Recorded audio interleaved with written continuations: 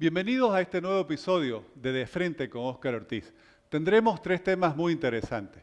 Con el diputado Omar de Marchi, de Argentina, conversaremos sobre este escándalo que se ha denominado el vacunatorio VIP y que afecta e impregna todo el debate público de esta nación hermana. Con el doctor Luis Fernando Terán, un experto tributario, conversaremos y analizaremos este nuevo impuesto que se ha creado en Bolivia, llamado las grandes fortunas, pero que todo indica que en realidad es un impuesto al patrimonio. Y con la historiadora Paula Peña hablaremos sobre cuáles son las razones de fondo de este cambio del escudo nacional que ya no aparecerá en los documentos oficiales del gobierno y que ha sido sustituido supuestamente por una marca. Gracias por acompañarnos por nuestras redes y espero que les guste este episodio.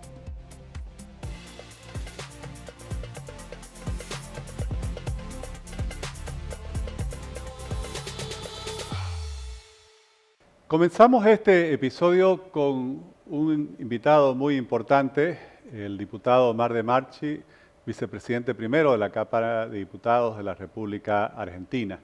El diputado de Marchi además es presidente del Partido PRO de Mendoza. Realmente le agradezco muchísimo, diputado, por dedicarnos estos minutos para conversar sobre un tema que creo que es muy importante y que también refleja lo que está pasando en la realidad latinoamericana, este escándalo del caso del llamado vacunatorio VIP que ha surgido en la Argentina, por el cual una serie de personas muy vinculadas con el actual gobierno del presidente Alberto Fernández han obtenido la vacuna contra la COVID-19 cuando aún no les correspondía. Y quisiera ir con la primera pregunta. Usted, como diputado, como vicepresidente de la Cámara, ha sido uno de los protagonistas importantes de debate sobre este tema. ¿Nos podría explicar, por favor, cuál ha sido el significado, el impacto que ha tenido este caso en la opinión pública argentina y las consecuencias que tendrá la política argentina? Bueno, primero muchas gracias por este ratito, poder intercambiar algunas ideas. Tengo muchos y buenos amigos en Bolivia, así que para mí siempre es un placer poder hablar con ustedes. La verdad que el famoso tema vacuna gate o vacunatorio VIP, las diferentes denominaciones que ha ido teniendo en estos últimos días, no es más que el kirchnerismo mismo. El kirchnerismo es eso.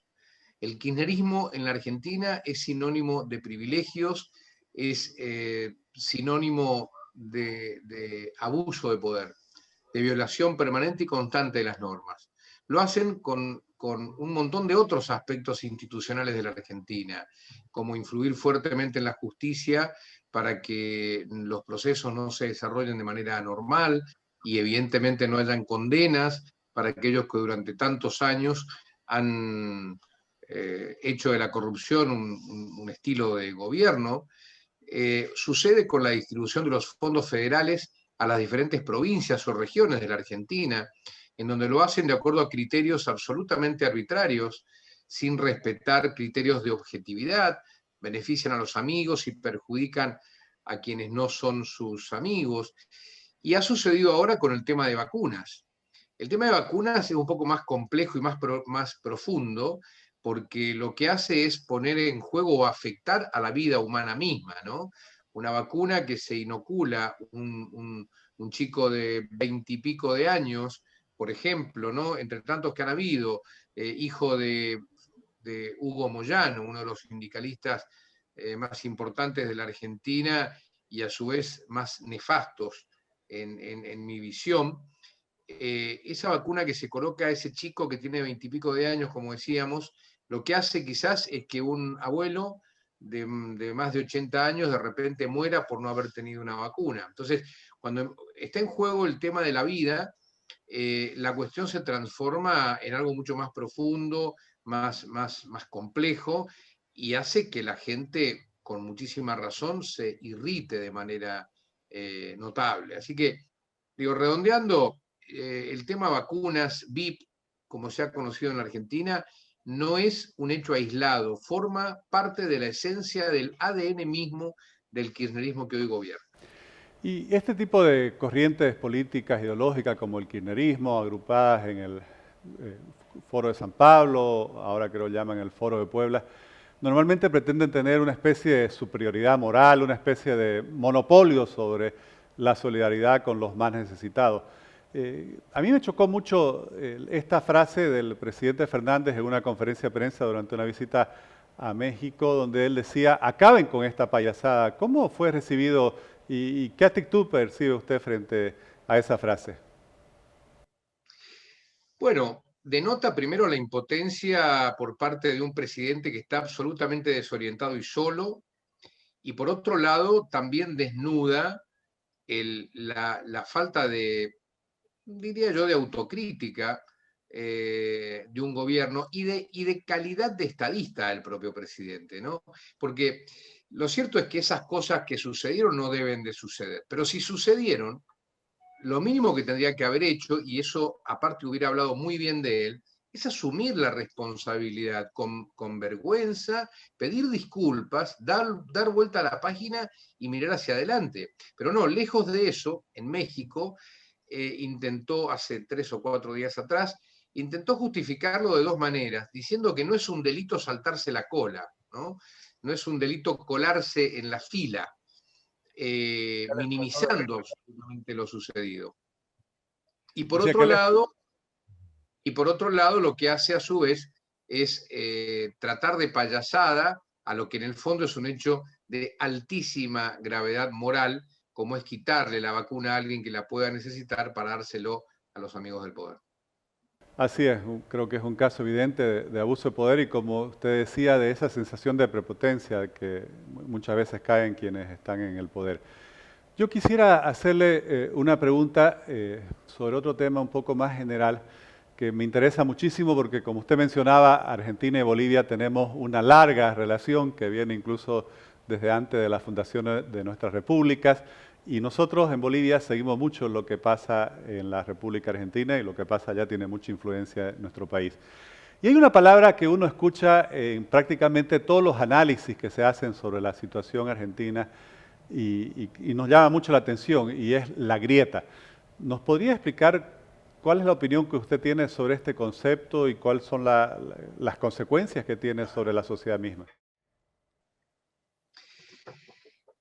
Cuando muchos pregonan que hay que terminar con la grieta, yo lo que creo que en definitiva, más que terminar con la grieta a partir de acuerdos ficticios y superficiales y llenos de maquillaje que tienden a decir, bueno, nos juntamos un par de cada lado para hablar de la Argentina que viene, y sabemos que no hay ánimo de producir una profunda transformación estructural en la Argentina, pues entonces yo lo que sostengo es que no tiene que terminar la grieta. Lo que tiene que hacer es imponerse el lado, desde mi punto de vista, por supuesto, el lado bueno, republicano, de inserción internacional sana de Argentina, y no seguir ficcionando de que las cosas se pueden acordar en una mesa de café en un par de horas. Argentina sufre el populismo desde hace muchas décadas. No es solamente patrimonio del kirchnerismo. Argentina inició un camino de decadencia. Yo no quiero poner exactamente el año o el momento para no estigmatizar la sensibilidad de nadie, pero Argentina hace muchas décadas que viene vendiendo ilusiones a los más humildes. Hace muchas décadas que muchos se llenan la boca hablando de los pobres, hablando de la pobreza, y lo único que han hecho en la Argentina es multiplicar a los pobres y a la pobreza. Hay una vieja frase que se la adjudican a Eva Duarte de Perón, que la pronunció allá cerca del año 50, en donde dijo que frente a cada necesidad hay un derecho. Y esa frase olvida algo central, que lo hemos escrito por allí, que es cuando hay una necesidad, lo que tiene que haber son bienes o servicios susceptibles de ser utilizados para satisfacer un derecho. Si no, lo contrario es lo que viene sucediendo en Argentina. Un rosario de frases vacías que no se terminan nunca de llenar porque evidentemente o no están los bienes o los servicios predispuestos para ser resueltos los problemas de quienes más necesitan. Una persona que necesita un hogar, que necesita vivienda, que necesita vivir dignamente, no se le resuelve su problema con un discurso lloroso, golpeándose el pecho. Se resuelve generando las condiciones para que haya empleo, para que haya trabajo y para que esa familia recupere dignidad a través de un empleo digno. Y eso es todo lo contrario a lo que está sucediendo hoy en la Argentina. Por eso que en realidad el famoso tema de la grieta lo que hace es poner arriba de la mesa dos modelos que coexisten desde hace muchos años en la Argentina y que viene ganando por goleada el modelo populista frente al modelo de la responsabilidad. El modelo populista ha agotado una Argentina riquísima, una Argentina con una presencia internacional fenomenal, con una clase media potentísima, con un sistema educativo que educaba hacia la calidad. Bueno, estos gobiernos populistas, pseudo populares, lo han destruido, lo han destrozado y es el gran trabajo que tenemos por delante. Efectivamente, es algo que nos cuesta entender a quienes lo vemos desde afuera como un país con tanta riqueza, no solo los recursos naturales, porque muchos los tenemos, sino con una población que llegó a ser una de las poblaciones más educadas del mundo, tenga tantos problemas. Y justamente sobre esto, preparando esta conversación, encontré un artículo que usted ha publicado hace pocos días en el periódico La Nación, donde decía que la Argentina se encamina hacia el choque entre la realidad y un relato ficticio, engañoso. Y este es otro concepto que también lo escucho mucho cuando se habla de Argentina, el relato. ¿Podría compartir, por favor, su visión sobre lo que significa ese relato? Bueno, evidentemente estos gobiernos que se sostienen en función de relatos ficticios, ficcionados, llenos de trampa, de embuste, van a llegar a un final. No se puede sostener toda la vida un esquema de gobierno sostenido en la mentira. Y vamos rumbo a un choque estrepitoso entre la realidad y el relato. En esto, yo lo que advierto y lo planteamos en esa nota es que tenemos un camino por delante los argentinos que tomar. Uno es profundizar el relato populista que se ha instalado en la Argentina hace ya muchos años. Y en ese caso implica la resignación ciudadana y conducirnos camino, como en los últimos años se suele decir, a la venezolización de la Argentina. Y que si no se produce rápidamente un quiebre en ese camino, estamos yendo, porque el próximo paso es una muy fuerte reforma de la justicia que en la Argentina está planteando el kirchnerismo. Y reformar la justicia en la Argentina significa quedarse con la Corte Suprema, que es el organismo máximo judicial de la Argentina, y con eso es quedarse con la última palabra. Y ahí es donde empieza a plantearse el quiebre cultural de la Argentina como lo produjo Venezuela hace ya muchos años y que cada vez tan peor. La alternativa, la opción, es lo contrario. La opción es comprender que no hay otro camino que asumir el esfuerzo colectivo, las dificultades ciudadanas que implican torcer un rumbo de decadencia cultural que lleva muchos años instalado, como decíamos, en la Argentina. Este segundo camino genera complejidades, no es fácil, pero tenemos que ser capaces, quienes estamos en la oposición en este tiempo, de poder construir no un relato que se construye sobre mentiras, sino una narrativa que tenga anclaje en el futuro y que anime a la mayoría, al menos, de los ciudadanos argentinos a transitar juntos un camino sostenido en el esfuerzo, explicando con claridad que no hay ninguna alternativa, ninguna forma de reencontrarnos con el progreso, con el desarrollo, sino es sestando las bases de un país abierto civilizadamente al mundo que se desarrolla y no seguir siendo socios de las mafias internacionales. Y que puertas adentro seamos capaces de hacer una apuesta en serio por un sistema educativo que incluya, que no adoctrine. Y este camino, insisto, implica esfuerzo, implica, por lo pronto, avanzar sobre una muy fuerte transformación del Estado. Argentina necesita un Estado que ayude a los emprendedores, que ayude a los que trabajan y no que sea una carga para ellos. Y que hoy prácticamente yo le voy a dar un número muy fuerte. Somos 45 millones de ciudadanos, perdón, de habitantes en general, 45 millones. No los activos, sino el total de habitantes.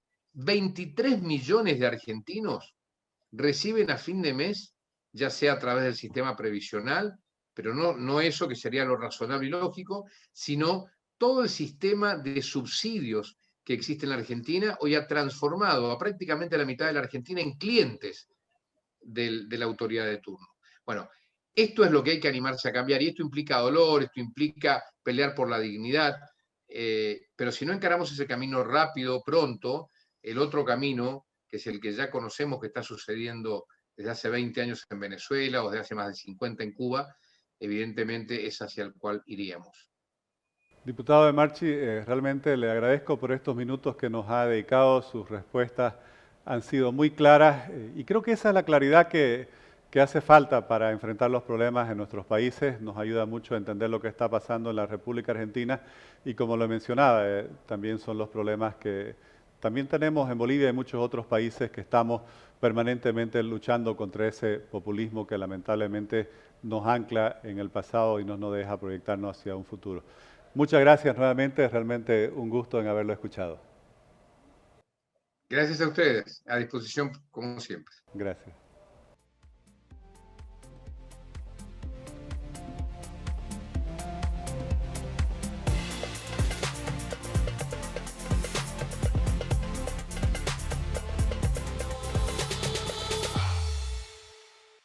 Continuamos con este episodio y vamos a tocar un tema que es muy importante para la economía, para la actividad empresarial, el recientemente creado impuesto a las grandes fortunas. Y para conversar sobre el mismo tenemos a una persona con mucha experiencia en el campo tributario, al doctor Luis Fernando Terán. Él es abogado con posgrado en Derecho Empresarial, con maestría en Derecho Financiero y Tributario, con una gran experiencia profesional justamente en este campo, el tributario. Gracias, doctor Terán, por estar aquí con nosotros y poder compartir sus conocimientos, su opinión, su análisis sobre un tema tan importante. Un placer, licenciado. Siempre presto para su... O sea que se ha creado un nuevo impuesto y no ha merecido mayor debate. A mí me gustaría, aquí estamos en un espacio digital, nos siguen permanentemente por las redes sociales y le comento que la economía es uno de los temas que más nos piden en todos los mensajes que nos envían. Primero, antes de entrar en el análisis, ¿usted nos podría explicar cómo ha sido planteado este impuesto? ¿Cuáles son sus principales características? ¿Qué grava? ¿Cuál es su alícuota? Perfecto. A ver, licenciado, en Bolivia no existe el impuesto a las personas, ¿no? Entonces, como lo existe en los países vecinos.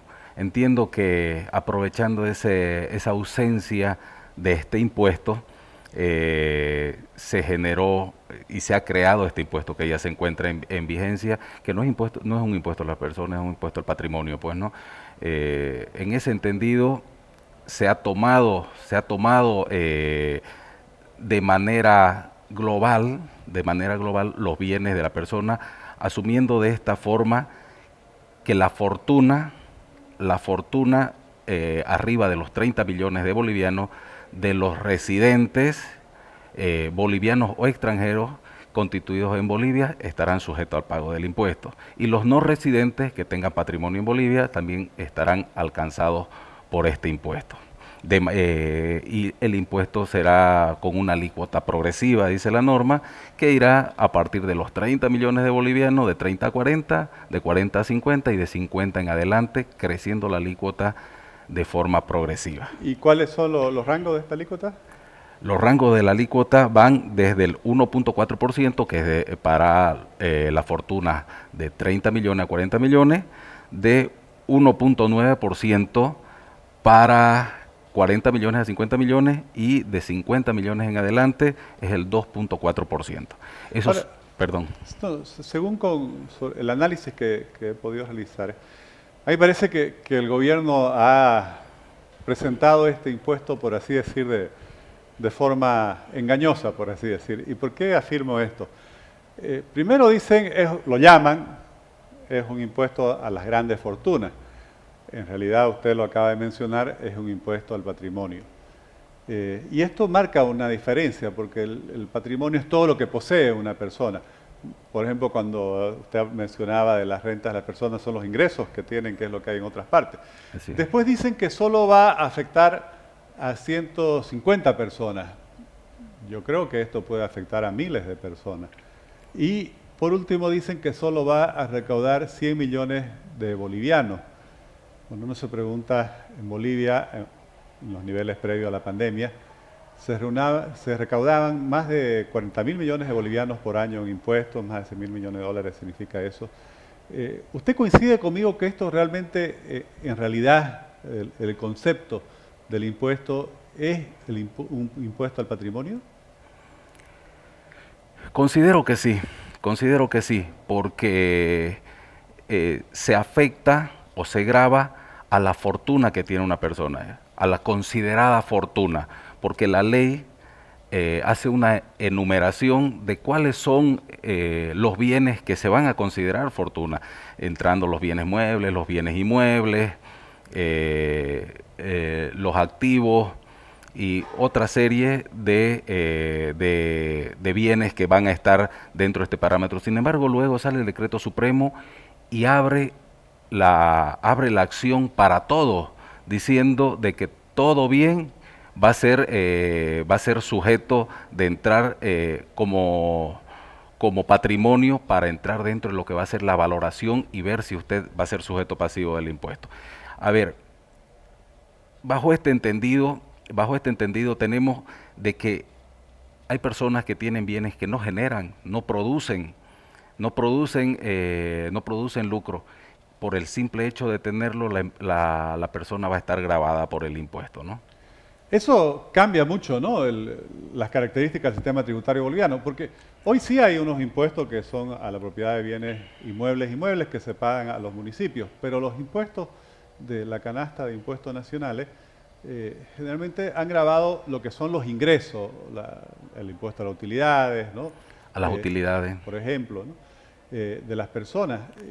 Y a mí me gustaría, ¿cuál es su criterio? Por ejemplo, usted decía, hay bienes que son incluidos en el reglamento, como por ejemplo, dice una obra de arte. Exacto. No sé, una obra de arte no genera un ingreso en sí, sin embargo se va a pagar por ello. También se incluye, por ejemplo, los depósitos en el sistema financiero. Exacto.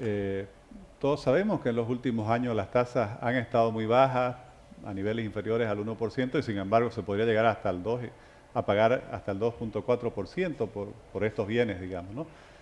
¿No hay una contradicción de que incluso se pague más en impuestos que lo que un bien genere, o incluso de bienes que no generan? ¿Se está cumpliendo con los principios constitucionales? ¿Cómo ha sido el procedimiento? ¿Realmente ha habido los estudios que permitan sustentar la creación de este impuesto, o ha sido una decisión política, ideológica? A ver, licenciado, entiendo primero que antes de entrar a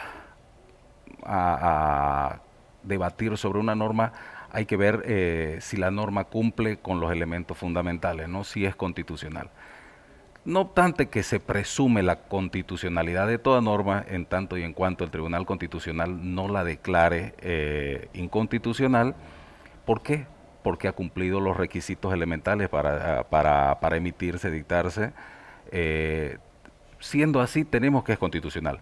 Pero, evidentemente, esta norma infringe principios tributarios y principios constitucionales. El principio de la seguridad jurídica está flagrantemente violentado en esta norma porque hay demasiada discrecionalidad. No se le da certeza al contribuyente, puesto que incluso, le doy un ejemplo, la norma dice que se tomará como base imponible el IUE de la gestión anterior, los estados financieros de la gestión anterior. O sea, cuando no estaba vigente la norma, se va a aplicar como base imponible esta situación. No hay certeza, el principio de irretroactividad de la norma está violentamente vulnerado, el principio de no confiscatoriedad, el principio de igualdad. ¿Por qué? Porque a unas personas se les cobra y a otras no. Entonces, el impuesto, a mi entendimiento, carece de los principios elementales para ser un impuesto con las connotaciones y la naturaleza que debe tener de ser igualitario, de ser progresivo y justo, si se quiere, ¿no? Entonces creo yo, que se está castigando un solo sector de la sociedad, ¿no? En este caso el sector productivo. Y es muy peligrosa esta situación. ¿Por qué? Porque puede determinar que la gente se apega al informalismo a fin de no tener patrimonio y no llegar en ese patrimonio, haga situaciones anómalas para no ser sujeto pasivo del impuesto. Lo que usted menciona es muy importante porque yo creo lo que va a pasar es que nuevamente se va a castigar a la formalidad a quienes tienen esos bienes debidamente registrados o lo tienen hipotecados en el banco o si son propiedades, por ejemplo, agropecuarias, han recibido los títulos y incluso también se lo pueden haber utilizado como garantía de un banco, mientras quienes trabajan en formalidad pueden tener fortunas o niveles de patrimonio mayor y obviamente van a escapar del impuesto, ¿no? Así es. Mire, inclusive otra de las diferencias, ambigüedades de la norma es que Bolivia se rige por el principio de fuente nacional y en este caso se está aplicando el principio de renta mundial. ¿Por qué? Porque se están cobrando según ¿Podría explicarlo eso? ¿Cuál es la diferencia? Según la naturaleza del impuesto se van a aplicar hasta a los bienes que tienen el extranjero, el residente boliviano, y el no residente boliviano extranjero, digamos, que tenga bienes en Bolivia. El principio, Bolivia rige su sistema tributario bajo el sistema de que la producción nacional es la que está, lo que se produce en el territorio nacional es lo que está grabado, ¿no? Sin embargo, como le digo, este principio elemental del derecho tributario se ha violentado porque acá se está grabando bienes que están fuera del territorio nacional. Algo que yo creo que se va a convertir en un punto muy conflictivo para el pago de este impuesto es la evaluación de los bienes. Exacto. ¿No? Por ejemplo, ¿cuánto vale hoy la participación societaria que se pueda tener en una empresa? Muchas empresas han tenido pérdidas el año pasado, muchas otras empresas por las consecuencias de la pandemia van a tener pérdidas este año. Obviamente no valen lo mismo que incluso los estados financieros que se estarían tomando en cuenta, que como usted dice son de un periodo anterior. Lo mismo pasa con los inmuebles. Hoy sabemos que en épocas de crisis económica el valor inmobiliario se pierde, se disminuye, y así en general, y sin embargo, el decreto dice que los funcionarios del Servicio de Impuestos Nacionales cuando no les convenza el valor declarado por el contribuyente, van a poder fijar un nuevo valor. Y entonces, por eso decía que esto va a afectar a miles de personas que van a pasar casi a la categoría de sospechoso y van a entrar en esa controversia permanente sobre la evaluación de su patrimonio, de sus bienes con el Servicio de Impuestos Nacionales. ¿Usted comparte este criterio? Sí, lo dicen completamente. Mire, una de las, se puede decir, arbitrariedades de la norma que los sujetos pasivos de este impuesto directamente van a ser considerados grandes contribuyentes y van a estar inscritos en las regionales de grandes contribuyentes y van a ser sujetos de control específico todo el tiempo. O sea, hay una diferenciación de contribuyentes y evidentemente lo que usted menciona respecto a la valoración está clarísimo. O sea, estamos en una situación de pandemia donde los bienes inmuebles han bajado inmensamente, ¿no? Usted puede haberlo declarado el valor de su bien inmueble anterior a la pandemia en un monto X. Sin embargo, ahora los bienes no valen ni el 50% de eso. Impuestos en el cumplimiento de sus facultades va a observar tal situación porque usted ha declarado un bien con un valor menor y producto de eso va a determinar una deuda tributaria. Y lo grave de todo esto, mire lo peligroso que puede ser el impuesto. Normalmente la omisión de pago prevista en el artículo 165 de la ley 2492 establece que es el 100% del tributo emitido. En este caso aplica el 200% para el impuesto específico de a las grandes fortunas. Es el 200%. Hay normas incluso que han sido modificadas, que ya desde hace mucho tiempo atrás se había querido modificar y fueron modificadas para el tema del impuesto, que es el tema de la información, la confidencialidad de la información tributaria, ya donde el Servicio de Impuestos Nacionales, cuando vea conveniente, podrá requerir información ya no a través de la ASFI, ya no con el filtro que tiene la ASFI, sino directamente las entidades financieras donde presume que tiene dinero. Y el artículo, si mal no recuerdo, 76, no. La ley 2492 establece la confidencialidad de la información tributaria. Dice la norma del impuesto a las grandes fortunas que se levantará el secreto tributario el momento que entre en ejecución por el impuesto a las grandes fortunas. De esta manera se violenta nuevamente principios consagrados en la Constitución Política del Estado y en la normativa tributaria. Sin embargo, hay la presunción de constitucionalidad de la norma en tanto y en cuanto el Tribunal Constitucional no se manifieste sobre esta situación. Tengo entendido que recientemente vi en la página del Tribunal Constitucional que hay una acción abstracta de inconstitucionalidad ya opuesta contra esta normativa, justamente por la violación a principios tributarios, principios constitucionales y derechos constitucionales. No nos olvidemos que el debido proceso es un derecho demasiado amplio y dentro de los elementos que lo componen está la seguridad jurídica, que es la certeza que debe tener todo administrado de que el Estado está obrando bien y que hay una presunción de que todo tiene un fin legal, pues, ¿no? Doctor Terán, realmente le agradezco por esta explicación. Estoy seguro que es muy interesante y muy valiosa para quienes nos siguen por las redes. El campo tributario debe ser uno de los aspectos donde haya mayor debate en una economía y una sociedad. Yo lamento que se haya creado un nuevo impuesto sin que hubiera habido ese debate, pero espero que se pueda ir generando en la medida que se vaya tomando el conocimiento necesario sobre este nuevo tributo. Gracias nuevamente por acompañarnos. Gracias a usted por la entrevista, licenciado.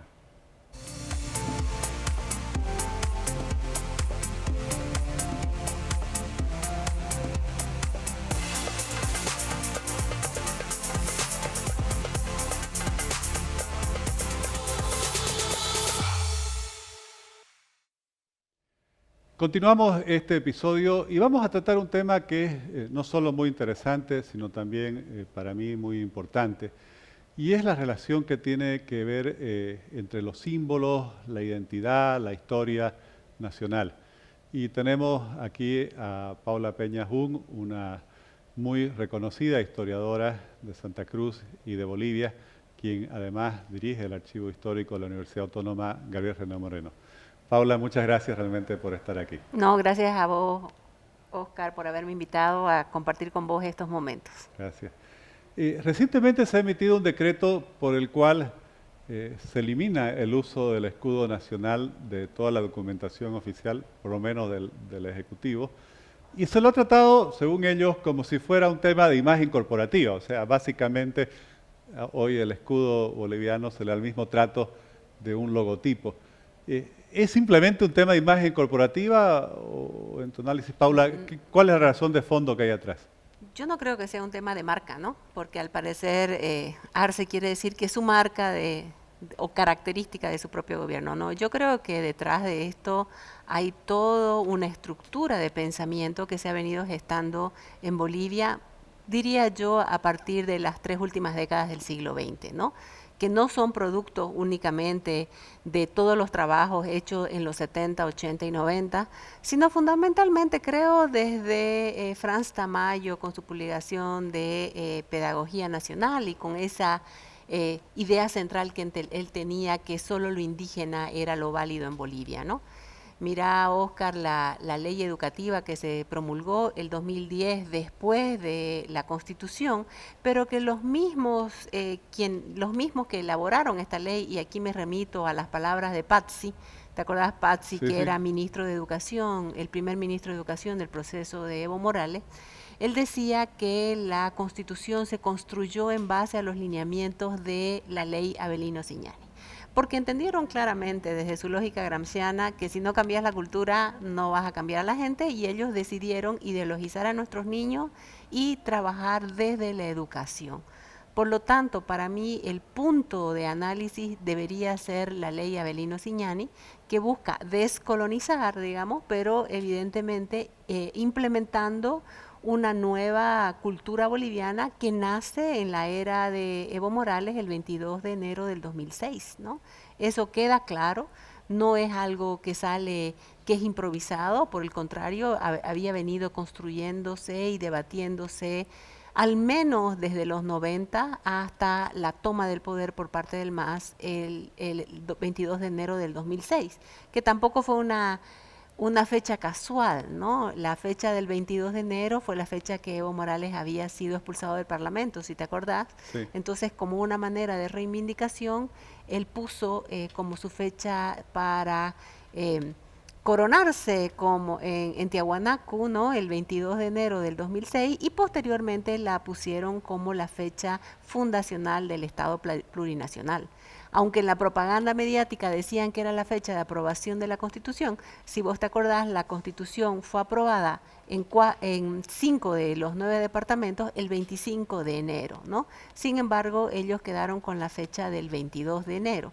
Entonces, a partir de ese momento ha venido una sistemática destrucción de la Bolivia republicana, ¿no? Acabar con el 6 de agosto, que ese era su principal objetivo a partir del 22 de enero del 2006, y si se revisa la ley del 1 de mayo del 2006, ¿no? ¿Te acordás que él nacionalizó? Pero también dictó las leyes relativas a los feriados nacionales. Y en esa ley ya declara el 21 de junio, el solsticio de invierno, como la fecha del Año Nuevo Aymara, que después pasó a llamarse Aymara, andino, amazónico, chaqueño, ¿no? Y un sinnúmero de adjetivos calificativos relativos al territorio, ¿no? Porque evidentemente la pensaron seguramente únicamente como Aymara, ¿no?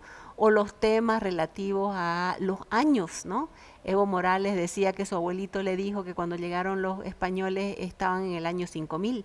Lo que nunca nos aclaró Morales era si cuando llegó Colón al Caribe en 1492 o cuando llegó Pizarro al Perú, digamos, ¿no? Claro. O cuando llegaron a Charcas los primeros conquistadores.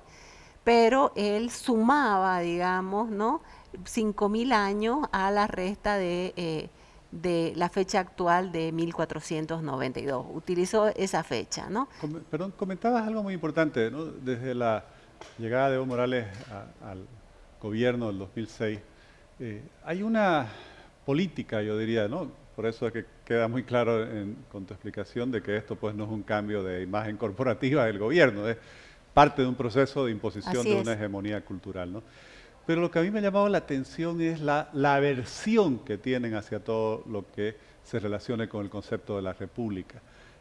Mencionabas, en algún momento se trató de cambiar desde el 6 de agosto, en algún momento creo que también querían cambiar el nombre mismo del Estado boliviano, en los símbolos.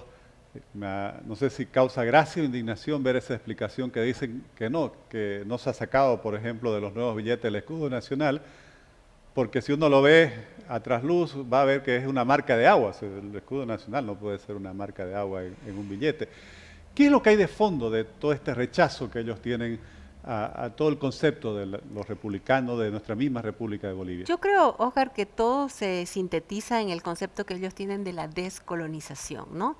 Ellos incluso consideran que el Estado creado el 6 de agosto de 1825 es producto de la colonización, ¿no?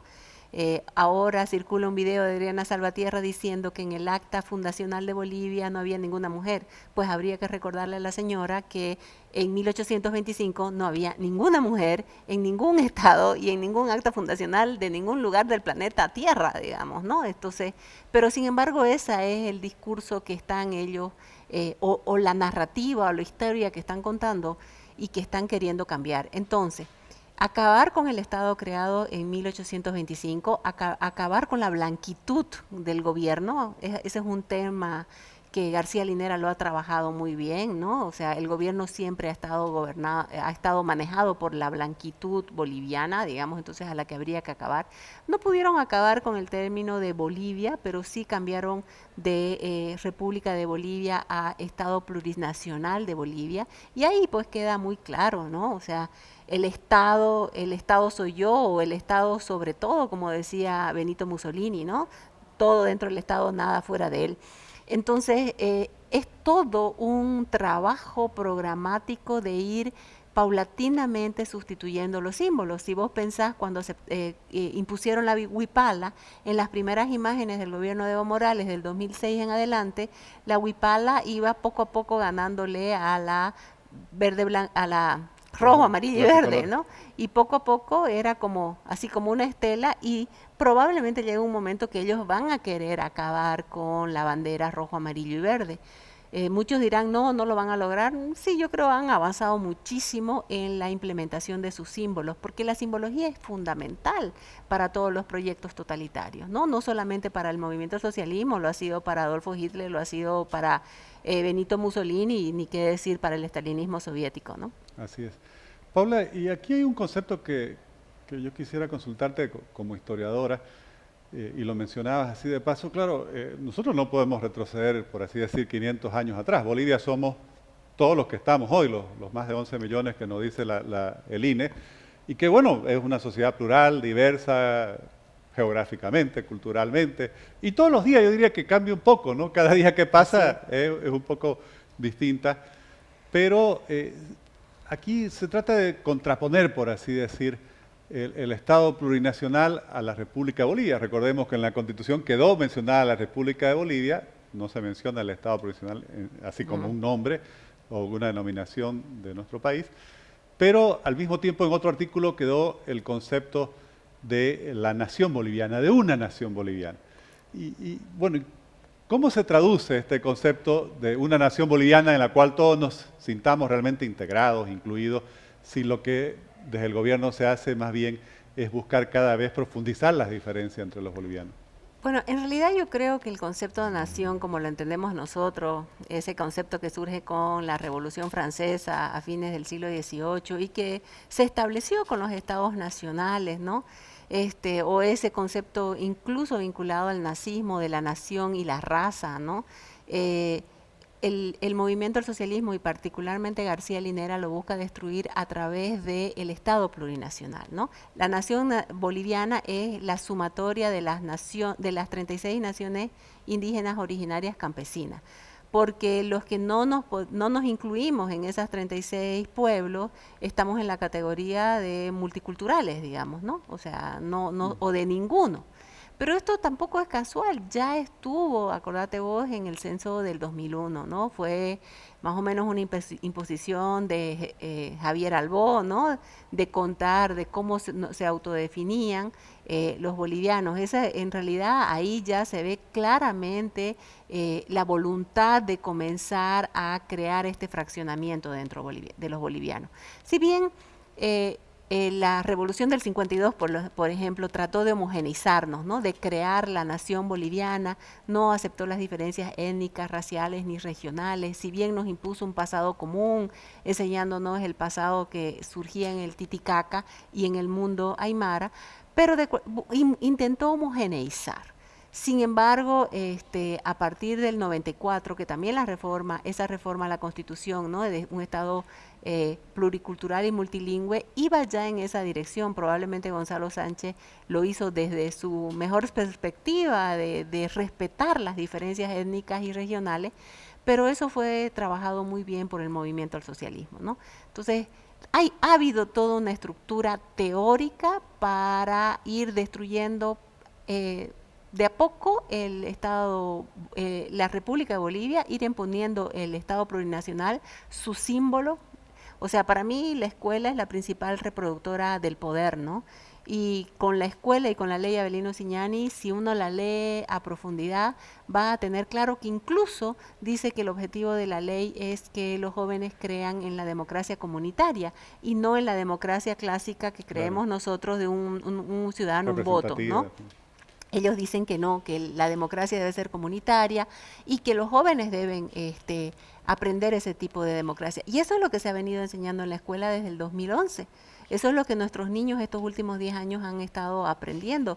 Y por eso hablan de la descolonización, ¿no? Como el objetivo. Si bien dice hay que respetar la cultura, pero siempre imponiendo, ¿no? Esa cultura. Y como decía un educador cruceño, nosotros no queremos queremos la desnacionalización de la escuela, queremos que cada departamento tenga su propia escuela.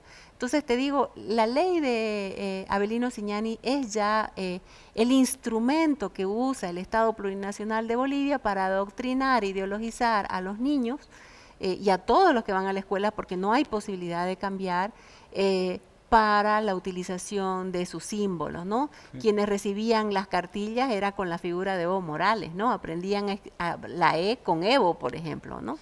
Y desde una perspectiva histórica, yo entiendo que no es la primera vez que un gobernante, un partido, un régimen, trata de imponer esta visión, por así decir, fundacional, ¿no? De la historia, de reescribir la historia, decir, todo comienza de nuevo, todo se comienza a contar desde que llegó tal persona al poder y todo se comienza a contar de la forma que ellos quieren. No sé, en tu análisis de nuestra historia, de la historia latinoamericana y seguramente también universal, en todos estos casos que se ha tratado de imponer, ¿han podido triunfar o se ha preservado ese sentimiento de los pueblos? ¿Y qué tendríamos que hacer frente a este proceso quienes defendemos pues, el concepto de la República de Bolivia como el espacio en el cual nos integramos, nos reconocemos y pertenecemos todos? Yo creo que tenemos que partir de la base que antes de 1825 no existía Bolivia, ¿no? Ni existíamos los bolivianos, ni existía lo que ellos pretenden hacer existir, ¿no? O sea, existían unos virreinatos que dependían de España y antes de eso estaba este territorio habitado por un sinnúmero de poblaciones nativas, unas dominando a otras, el imperio inca intentando de expandirse hacia Argentina, Chile y hacia el oriente boliviano, ¿no? Y los chiriguanáes, entre otros, frenándolos, ¿no? Porque ¿a qué pasado quieren volver? Es al pasado idealizado, ¿no? Entonces sí se han dado otros ejemplos, ¿no?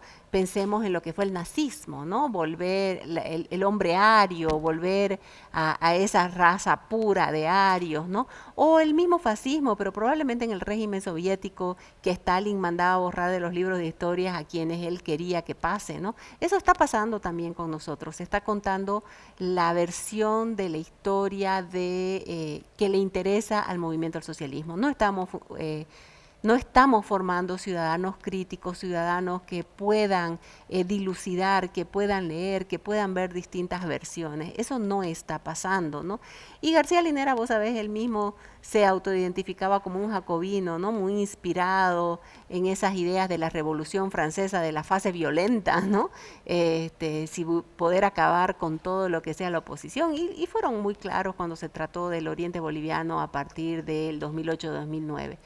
Pero sí, la escuela es su mayor instrumento, los medios de comunicación estatales, ¿no? La red de radios Patria Nueva, Chachuncoca, el canal estatal, ¿no? Es un canal donde yo lo miro permanentemente, vas a ver una serie de documentales que están instando justamente a borrar esa otra historia. Pero han habido problemas, Óscar, porque por ejemplo los chicos del Alto los estaban obligando a aprender aymara y ellos no les interesa, ellos podían cantar su hip hop en aymara, ¿no? Pero no querían volver a ese pasado idealizado, ¿no? Ellos quieren usar su idioma en el mundo actual, ¿no? No sé hasta qué punto lo van a lograr, seguramente hasta la medida que los ciudadanos permitamos. Y creo que ahora que van a haber elecciones municipales y departamentales, las autonomías municipales todavía tienen la posibilidad de un porcentaje de ese currículo base que se llama en la ley Avelino Cignani de tratar de implementar, ¿no? Porque mucha gente dice, ¿por qué no hacen? Porque en la escuela, ¿quién maneja la escuela? A los profesores y a los directores del Ministerio de Educación. Entonces, en tanto y en cuanto sean ellos, va a ser muy difícil. Pero te digo, el sistemático ataque a los símbolos patrios, ¿no? Lo que nosotros decíamos, nuestra bandera, nuestro escudo, nuestro himno nacional, ¿no? Va a ir las fechas que considerábamos importantes, va a ir siendo cada vez más fuerte y van a ir eliminando. Mira la voz, por ejemplo, el tema de los billetes, ¿no? Lo sacaron a Franz Tamayo, lo sacaron a René Moreno, ¿no? Quisieron poner algo del Oriente, pusieron Samaipata, incluso pusieron Samaipata escrito como ellos querían, ni siquiera como lo escribimos nosotros, pusieron Apayhuayquitumpa escrito como ellos querían, ¿no? Si bien Apayhuayquitumpa, para los que no saben, Curuyuqui está en Chuquisaca, no en Santa Cruz, porque muchos creen que es Santa Cruz, hay un total desconocimiento de incluso de los héroes indígenas del oriente boliviano, que ni siquiera los toman en cuenta o simplemente los usan, como el caso de Bruno Racua en Pando, ¿no? Paula, muchas gracias. Realmente yo creo que este es un tema que tiene que ver con el futuro de nuestro país, con nuestro futuro como una comunidad nacional, por así decir, en la cual tenemos que convivir, integrarnos y buscar salir adelante como país. Y tiene que ver, como lo mencionabas muy bien, Paula, con la educación de nuestras hijas, de nuestros hijos. Vamos a seguir conversando sobre este tema y muchas gracias realmente y felicidades por todo el trabajo que está permanentemente realizando como investigadora e historiadora. Gracias, Oscar. La pregunta es, y que hay que hacerse, ¿quiere el movimiento del socialismo crear una comunidad boliviana o lo que quiere es someter a una parte de la comunidad boliviana e imponer su propia visión del mundo, de la vida y de la historia? Bueno, esa pregunta queda también para todos nosotros que sí creemos en esa nación boliviana. Exactamente, esa es la pregunta. Así es. Gracias, Oscar. Gracias.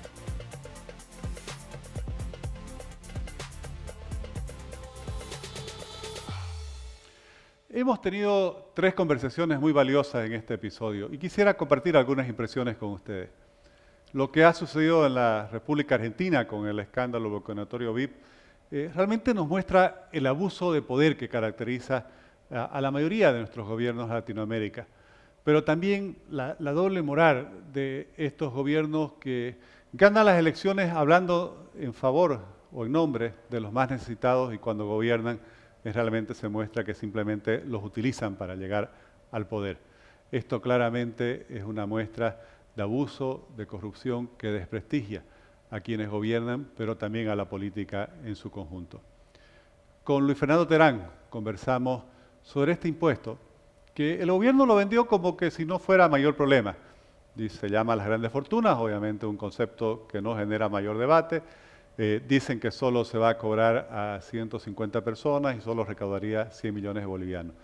Cuando uno lee la ley y sobre todo el reglamento que han sacado, muestran que realmente el alcance es mucho mayor. En mi opinión, es un impuesto inconveniente. La mayoría de los países ya lo han descartado a nivel internacional porque grava el patrimonio, es decir, lo que las personas poseen.